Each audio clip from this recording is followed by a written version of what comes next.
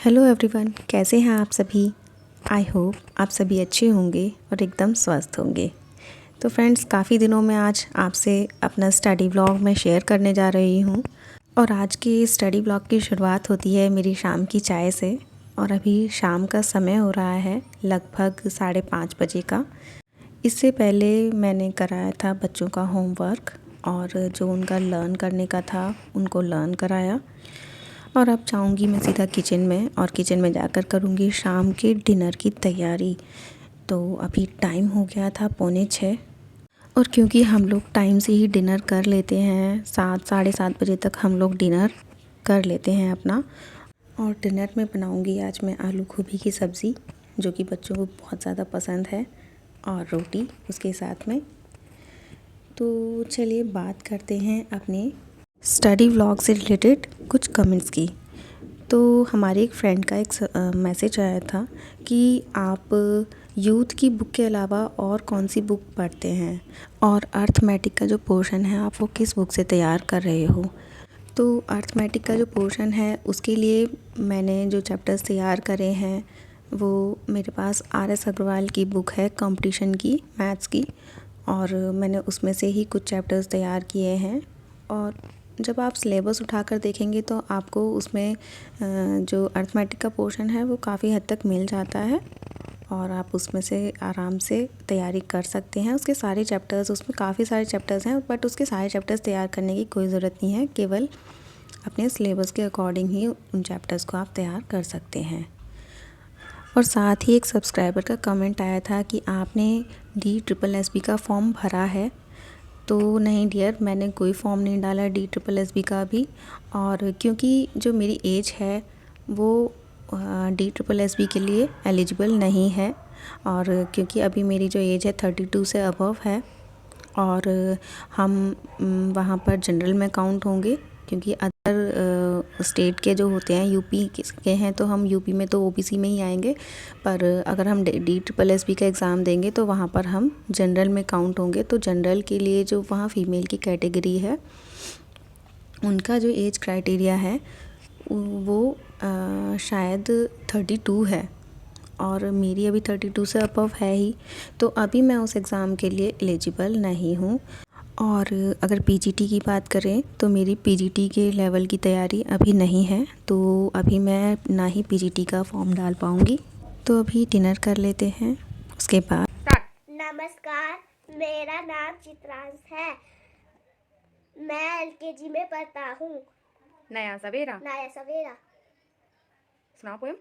सूरज निकला मिटा अंधेरा, देखो बच्चों हुआ सवेरा, आया मीठी हवा का फेरा, चिड़ियों ने फिर छोड़ा बसेरा, जागो बच्चों अब मत सो, इतना सुंदर, इतना सुंदर समय मत खो।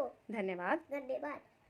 तो फ्रेंड्स, ये था मेरा छोटा बेटा जो अभी पोएम सुना रहा था, जो कि मैंने थोड़ी देर पहले ही लर्न कराई थी, जिसका मैं आपको बता रही थी कि मैं रिकॉर्डिंग करना उस टाइम भूल गई थी। तो उसके बाद मैंने ये उसकी क्लिप रिकॉर्ड की थी।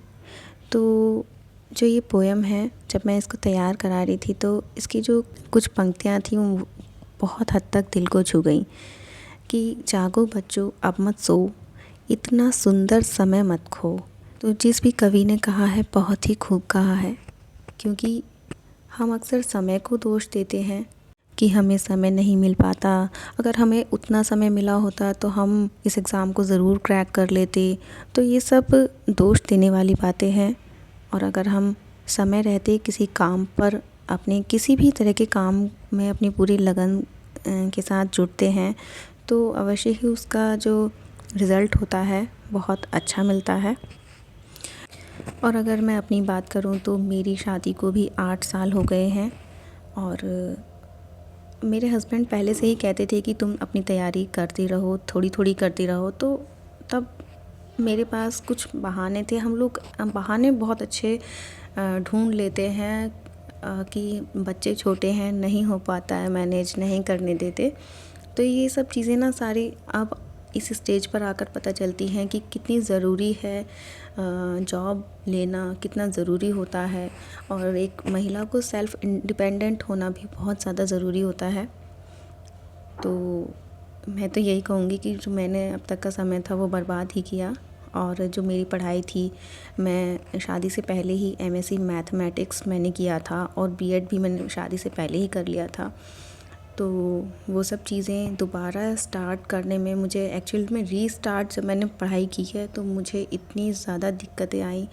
कई बार तो ऐसा मन होता था कि बिल्कुल पढ़ाई ना करूं। तो मतलब मैथ्स के जो कंसेप्ट थे बिल्कुल माइंड से निकल चुके थे। ऐसा लग रहा था कितने सारे टॉपिक्स मुझे ऐसे लगते थे कि ये मैं आज फ़र्स्ट टाइम पढ़ रही हूँ, तो बहुत ज़्यादा दिक्कतें हो रही थी। पर कहते हैं ना कि जब जागो तभी सवेरा। तो अब मेरा तो सवेरा हो चुका है क्योंकि मैं लग चुकी हूँ अपनी पढ़ाई में, और अब मैं ये नहीं छोड़ने वाली जब तक मुझे जॉब नहीं मिल जाती। तो फ्रेंड्स, आज ये सब चीज़ें जो मैंने आपसे शेयर की हैं, ये इसीलिए शेयर की हैं ताकि जो मेरे मन में रिग्रेट होता है समय को बर्बाद करने का, वो कल आप लोग ना फ़ील करें अपने मन में।